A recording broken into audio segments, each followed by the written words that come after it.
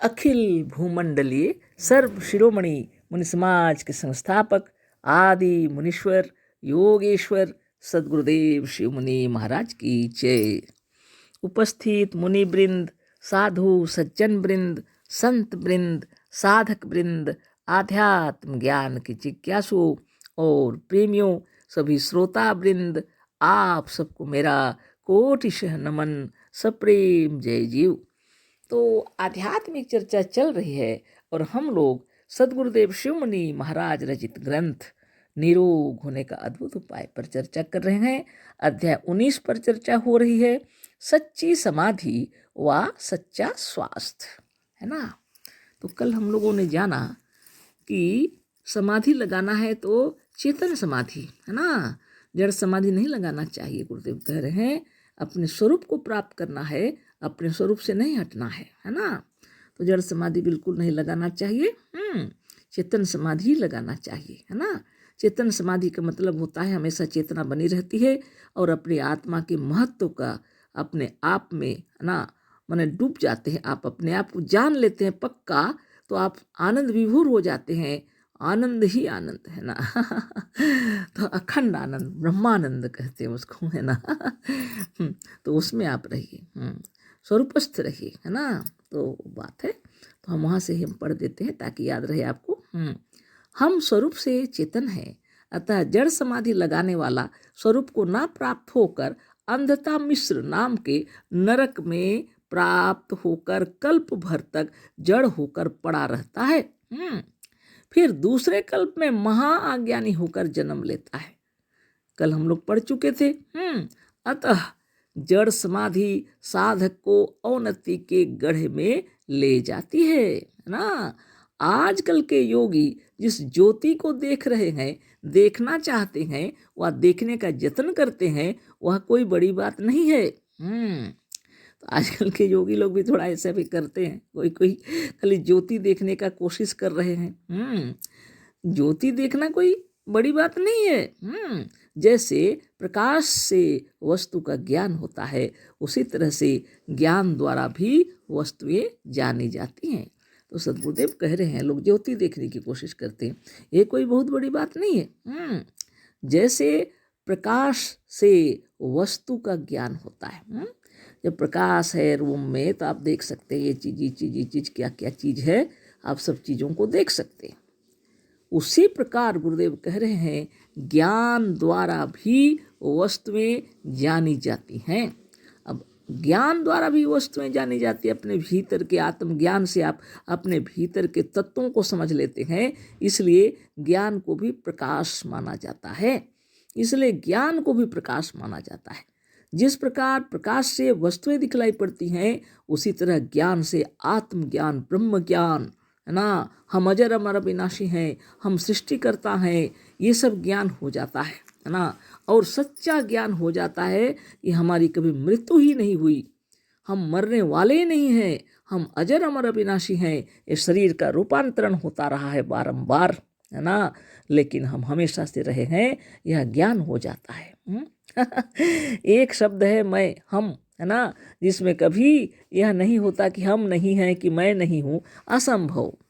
आप भूतकाल में भी थे, वर्तमान में भी हैं और भविष्य में भी रहेंगे। आपका नाश त्रिकाल में नहीं होता है, आप त्रिकाल जयी हैं, है ना। तो क्या कहते हैं इसको? सत श्री अकाल आपने सुना होगा, है ना। जितने जो हैं सिख लोग जो हैं आपस में जब मिलते हैं ना, सत श्री अकाल कहते हैं। किसकी आप ध्यान कर रहे हैं, बताइए। यही जो सत्य है, जो सर्वश्रेष्ठ है, वह क्या है? अकाल है। उसको काल पकड़ नहीं सकता, काल अपने वश में नहीं रख सकता, वह काल जयी है, उसको जानो, है ना। तो सभी ग्रंथों में इसी के बारे में चर्चा की गई है। वो आप हैं स्वयं, इसी आत्मा की महिमा को जानिए, है ना। तो जैसे ही मिलते हैं आपस में सत श्री अकाल कहते हैं ना। तो गुरु की वाणी है ये। तो गुरु लोग एक ही शब्द में सद्ज्ञान दे देते हैं। सत्य जो है वही श्री है। उसको कैसे प्राप्त करोगे? क्योंकि वह काल से परे है, काल उसको पकड़ नहीं सकती, है ना। वह भूतकाल में भी है थे और वर्तमान में भी हैं और भविष्य में भी रहेंगे। उसको त्रिकाल में कोई नहीं पकड़ सकता। वो हमेशा से थे, हमेशा से हैं और हमेशा से रहेंगे। उसको जानो। वह कौन है? यही सत्य है, वही तत्व है जिसको आत्मा कहते हैं, है ना। इसको अगर आप जान गए तो सभी गुरुओं ने जो सिखलाए हैं आप वह समझ जाएंगे। तो इसको भी प्रकाश कहा जाता है। प्रकाश का मतलब केवल प्रकाश में उजाला, जो लाइट जल रहा है, यही बात नहीं है। भीतर के ज्ञान को भी, आत्मज्ञान को भी प्रकाश कहा जाता है ना। आत्मदर्शी यदि कोई हो गए और अपने आप को जान लिए, इस परम तत्व को जान लिए, इस परम सत्य को जान लिए, यह जो त्रिकालदर्शी है, यह जो त्रिकाल में विराजमान रहते हैं और काल से परे हैं, उस ब्रह्म को कोटि कोटि नमन है ना। तो इसको जान लेना चाहिए। देखिए गुरुदेव क्या कह रहे हैं। प्रकाश रहने पर भी जिसे अक्षर का ज्ञान नहीं है वह किसी पुस्तक को नहीं पढ़ सकता। जिसे अक्षर का ज्ञान नहीं है, प्रकाश रहने पर भी वह पुस्तक पढ़ नहीं सकता। कितनी बड़ी बात है ना।